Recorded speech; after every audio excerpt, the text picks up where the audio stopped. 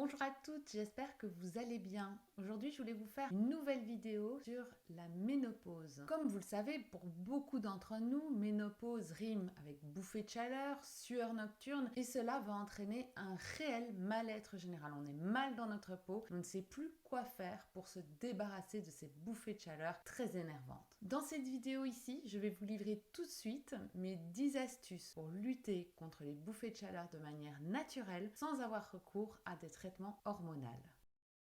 Pour comprendre comment on peut lutter contre les bouffées de chaleur, il faut d'abord comprendre ce qu'est une bouffée de chaleur. Une bouffée de chaleur, c'est une sensation de chaleur intense, subite et passagère qui peut durer de quelques secondes à 10 minutes et qui va envahir généralement le haut de votre corps, c'est-à-dire le visage, le cou, parfois le buste, et cette chaleur va vraiment être très invalidante au point que parfois vous ne savez plus où vous mettre pour qu'on ne vous remarque pas. Les bouffées de chaleur sont accompagnées de sueur, de frissons, parfois même de vertiges et de nausées. Dans la majorité des cas, la bouffée de chaleur est liée à un déséquilibre hormonal et survient généralement la nuit. Mais il arrive que des bouffées de chaleur se déclarent en journée également et ça c'est nettement plus inconfortable. Comme les bouffées de chaleur se déclarent généralement la nuit, on parle alors de sueur nocturne, avec comme conséquence bien sûr un sommeil de moins bonne qualité, du stress et de la fatigue. Ces symptômes apparaissent généralement chez la femme aux alentours de la quarantaine, chez certaines ce sera plus tôt, d'autres plus tard, mais on va tout y passer selon des degrés plus ou moins invalidants. Pour pouvoir passer ce cap le plus facilement possible, il faut d'abord mettre en place quelques changements dans vos habitudes. Mais pourquoi donc cette bouffée de chaleur se manifeste-t-elle ? C'est la chute des œstrogènes, une hormone typiquement féminine qui intervient dans la régulation de la température corporelle et qui serait donc responsable de par sa chute d'apparition de bouffées de chaleur. Quels sont les facteurs déclenchants de ces bouffées de chaleur? C'est intéressant de le savoir pour essayer de mettre tout en place pour diminuer ces facteurs déclenchants. Il y a tout d'abord des facteurs déclenchants qui sont des facteurs hormonaux, comme on vient de le voir avec la ménopause et la chute des œstrogènes. Également la grossesse, on peut souffrir de bouffées de chaleur pendant la grossesse parce que vous savez qu'il va y avoir tout un bouleversement hormonal également. Une hystérectomie, donc l'ablation de l'utérus, puisque va s'en suivre également un bouleversement hormonal. Une hyperthyroïdie peut être signe d'une bouffée de chaleur puisqu'elle va fonctionner anormalement, puisque celle-ci fonctionne alors de manière excessive et produit de la chaleur. Une hypoglycémie peut également provoquer une bouffée de chaleur, puisqu'une hypoglycémie c'est une diminution de sucre dans le sang et donc notre corps va réagir en augmentant notre transpiration. Les traitements anti-œstrogènes prescrits notamment pour lutter contre le cancer du sein, puisque ça va diminuer le taux d'œstrogène, vous avez compris tout de suite que ça va augmenter les bouffées de chaleur. Le syndrome prémenstruel, bien sûr, puisqu'il y a une chute des œstrogènes. Et sachez que chez l'homme, l'andropause peut également donner des bouffées de chaleur liées à une diminution de la testostérone. Tout ceci concerne des facteurs hormonaux qui peuvent engendrer des bouffées de chaleur, mais il existe également des facteurs non hormonaux comme le stress. Le stress peut provoquer de fortes bouffées de chaleur. Les allergies, les aliments, quand on boit beaucoup de café, beaucoup d'alcool, on mange des plats très épicés, ça peut également entraîner des bouffées de chaleur. Et pour terminer, le tabac.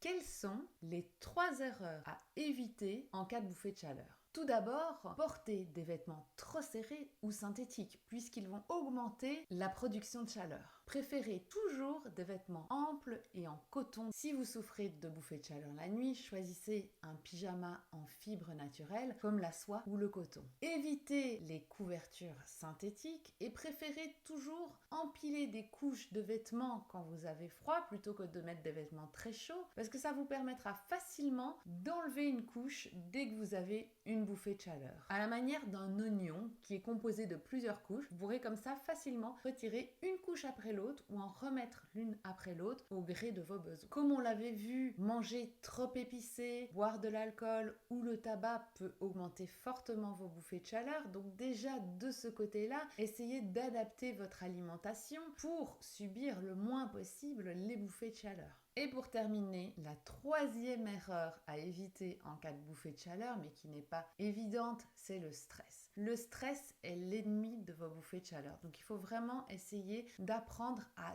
dompter ce stress du mieux que vous pouvez. Et c'est un peu un cercle vicieux parce qu'au plus on stresse, au plus les bouffées de chaleur sont présentes. Et au plus les bouffées de chaleur sont présentes, au plus on stresse. Donc il faut vraiment couper ce cercle vicieux. Tournez-vous vers tout ce qui peut vous calmer, vous apaiser. La méditation, la sophrologie, le yoga. Il faut vraiment que ces disciplines entrent dans votre vie pour arriver à canaliser ce stress et diminuer vos bouffées de chaleur.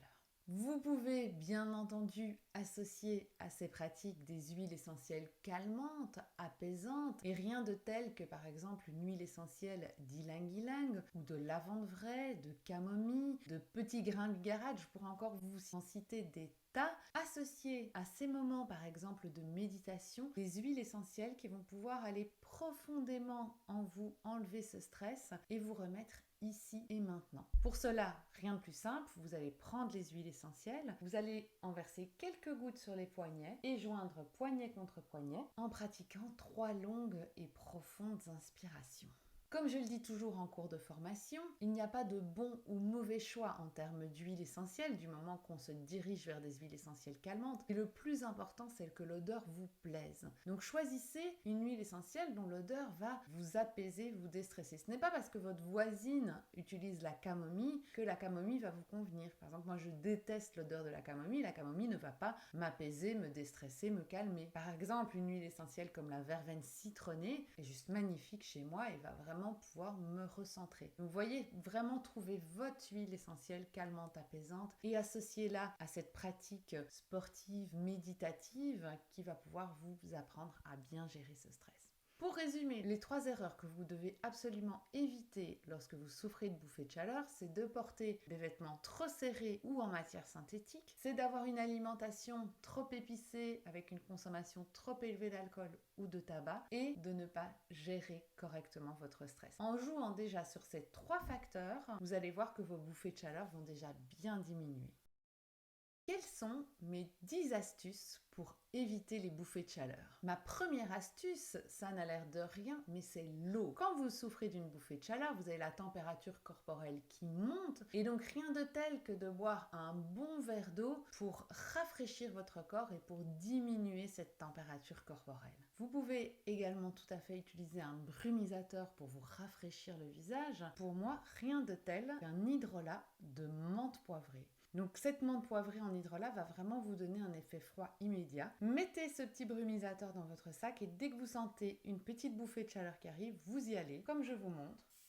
Pulvérisez cet hydrolat directement sur votre visage. Ça peut être fait toute la journée dès que vous en ressentez le besoin. Et vous voyez, vous ressentez vraiment cet effet rafraîchissant immédiat. Ma première astuce, de l'eau à boire, mais également à vaporiser sur le visage et encore mieux, choisir un hydrolat. Pratiquer du sport. Ma deuxième astuce, pratiquer une activité sportive. Cela n'a l'air de rien, mais le sport intervient dans la régulation hormonale. Et donc, pratiquer une activité sportive régulière diminuera fortement les bouffées de chaleur. C'est tout simple, réfléchissez et choisissez l'activité sportive que vous préférez. Est-ce que vous avez envie de faire du vélo, de la marche à pied, de la natation, de l'aquagym peut-être? Allez-y, commencez dès maintenant, même si c'est qu'1 ou 2 fois par semaine et sur des petites périodes, ça va déjà avoir un très bel effet sur la régulation hormonale. Ma troisième astuce est de soutenir votre foie. Soutenir votre foie pour qu'il puisse encore produire le peu d'œstrogène qui lui reste à produire et diminuer ainsi vos bouffées de chaleur. Ma petite astuce pratico-pratique est très facile à mettre en place. L'huile essentielle de citron. Et comment vous allez faire? Simplement, 1 fois par jour, dans la journée, de préférence en dehors des repas, vous allez avaler 1 à 2 gouttes. Le plus facile étant de les mettre directement sur la main, 1, 2, et de les avaler directement. Attention que l'huile essentielle de citron est photosensibilisante, donc il ne faudra pas vous exposer au soleil dans les 6 heures qui suivent l'ingestion d'huile essentielle de citron. C'est pas pour ça que je pourrais pas aller dehors pour me rendre au travail, pour faire mes courses, pas de souci. Mais je sais que là, je viens de prendre 2 gouttes de citron, je ne vais pas aller ce midi au restaurant pendant 2 heures sur une terrasse ensoleillée. Le citron peut stimuler le foie, mais une huile essentielle le fera encore plus fort et c'est l'huile essentielle par exemple de romarin verbenone ou de carotte. Donc n'hésitez pas à vous diriger vers ces huiles essentielles-là pour stimuler encore une petite synthèse d'œstrogène. Et vous les prendrez exactement de la même manière que ce que je viens de vous montrer avec l'essence de citron. Je vous conseille de mettre cette cure en place pendant 21 jours et de renouveler cette cure jusque 4 fois par an pour aller vraiment bien stimuler votre foie. La 4e astuce dont je voulais vous parler aujourd'hui pour diminuer les bouffées de chaleur est l'huile végétale d'onagre. Cette huile végétale a vraiment la particularité de réguler le système hormonal et donc par conséquent de diminuer vos bouffées de chaleur. Sur le plan physique, elle permettra également de diminuer vos maux de tête, les tensions dans les seins, la rétention d'eau, ce qui n'est pas rien. Mais elle a également un effet sur le plan psychologique puisqu'elle va améliorer votre humeur, diminuer votre irritabilité, réduire votre anxiété et lutter contre la déprime. Donc vous voyez, c'est vraiment une huile végétale extrêmement intéressante. De plus, elle va nous amener toutes les vitamines liposolubles A, D, E et K qui sont très importantes, surtout au cours de la ménopause. Par voie orale, il est recommandé d'en consommer de 2 à 6 grammes par jour, de faire une cure d'environ 1 mois et de renouveler cette cure 3 à 4 fois sur l'année.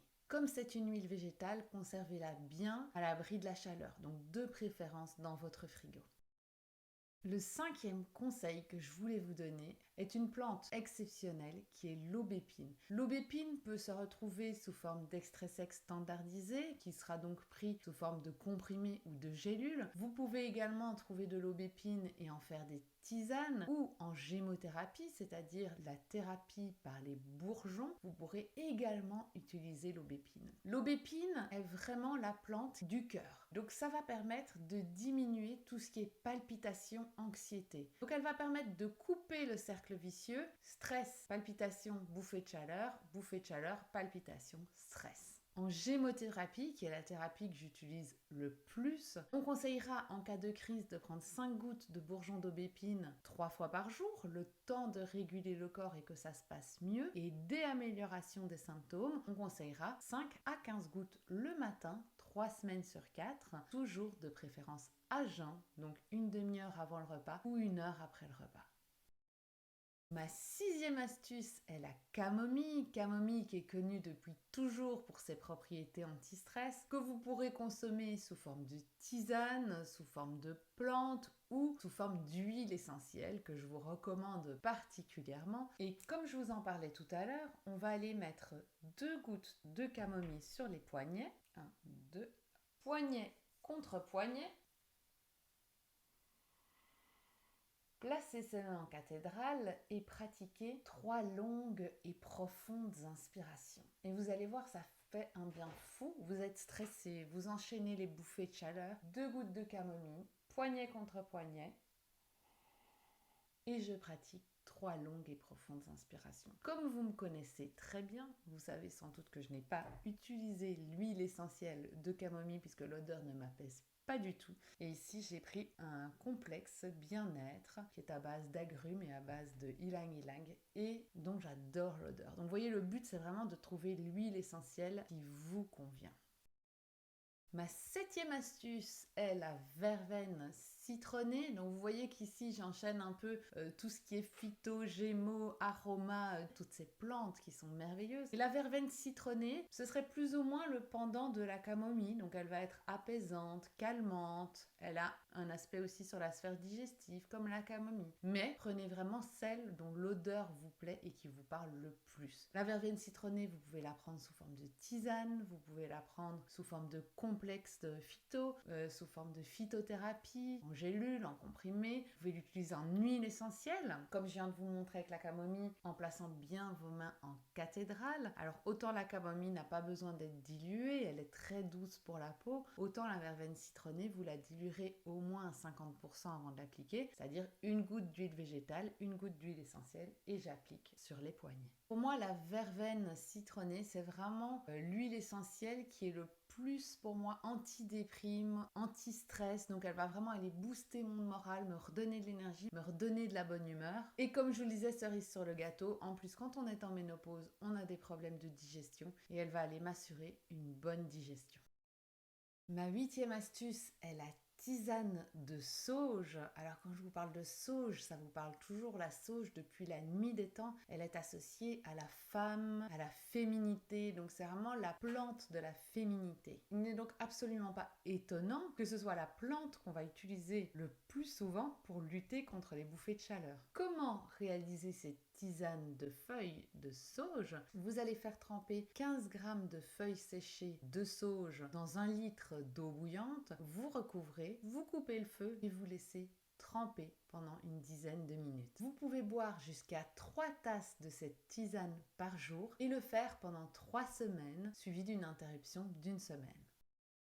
Ma 9e astuce, on a parlé de la tisane de sauge, ce sera bien entendu mon huile essentielle de sauge sclarée, qui est plus puissante encore que sa cousine la tisane. Attention cependant, il existe différents types d'huile essentielle de sauge, dont une sauge qui est toxique, qui s'appelle la sauge officinale. Donc ce n'est pas de celle-là dont je vais vous parler ici, mais bien de la sauge sclarée, qui ne présente aucune contre-indication. On a longtemps pensé à tort que la sauge sclarée agissait au niveau des œstrogènes et donc était interdite chez la femme qui avait des antécédents de cancer du sein œstrogénodépendants. Aujourd'hui, on sait qu'il n'en est rien et qu'elle agirait plutôt au niveau de la sérotonine et donc il n'y a plus aucune contre-indication à utiliser cette huile essentielle de sauge sclarée. La sauge sclarée est extraordinaire puisqu'elle va prendre en charge tous les inconvénients que subit la femme en période de ménopause, que ce soit les bouffées de chaleur, l'irritabilité, la déprime, la baisse de morale, la baisse de libido, les sécheresses vaginales. Elle va aussi intervenir sur la qualité de notre sommeil et comme on sait qu'elle agit au niveau de la sérotonine, elle va également servir de régulateur de température et donc réguler notre température corporelle pour diminuer les bouffées de chaleur. L'huile essentielle de sauge sclarée est vraiment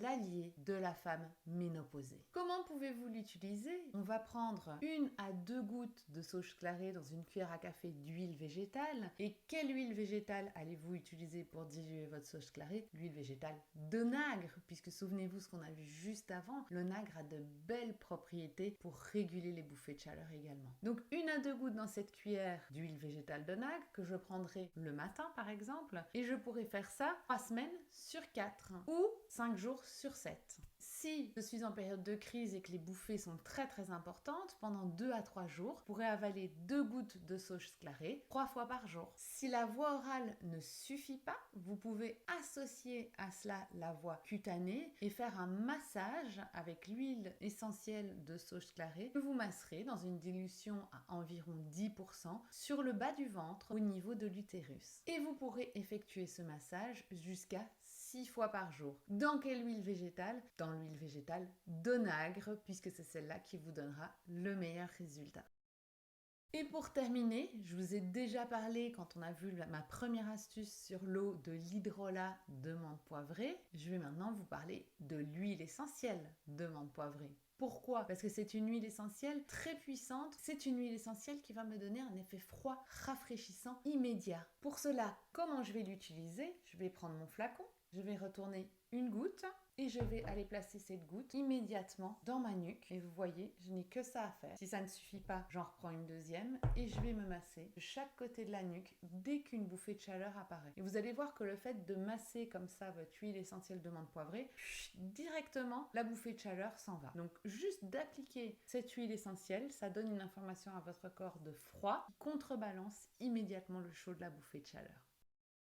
Je vous ai donné ici 10 astuces pour soulager vos bouffées de chaleur. Bien sûr que vous n'allez pas mettre les 10 en place immédiatement comme ça. C'est vraiment des conseils que je vous donne de tout ce qui s'offre à vous et de tout ce que vous pouvez faire. À vous d'aller piocher là-dedans ce qui vous convient le mieux et peut-être d'en choisir une à certains moments et d'autres à d'autres moments et de faire même des combinaisons de 2-3 astuces qui vous semblent les plus appropriées. Je vous souhaite une belle journée aromatique.